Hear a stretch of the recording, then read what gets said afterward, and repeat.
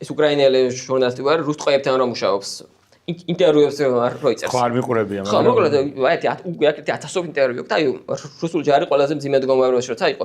აი ყველაზე ქაოსი ჩაქონდათ.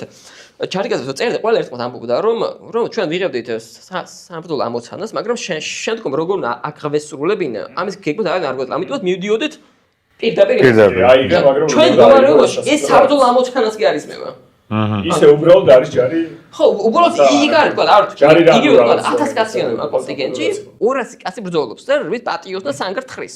და პატიოს და ბრძოლობს. დანარჩენი ნახე უბრალოდ არაფერს არ აკეთებს და მაგალითად ისვენებს ზღვაზე და დანარჩენი ცოტა ეს გაუგებარი ხალხი ფულშოულობს და ნიშნავენია რომ ჯარი შენ ფრონტს აყენებს, შენ ქართულმა მოსახლეობამ უნდა დაგჭიროს მხარი ჯერ. ხო? და შენივე მოსახლეობასთან გავყები პარემ აქ აგრას. აი ეს ხმა რომ იქ ხდება კატასტროფა, ჩამოდეს თბილისშიც და თბილისში ხვდებიან რომ თუ ეს ამბავი არ მოგვარდება, არათუ არათუ მოწინააღმდეგე დაიკავოს ამ ტერიტორიას, არამედ უბრალოდ ქართულ მოსახლეობა იშხუბებს უკვე რა.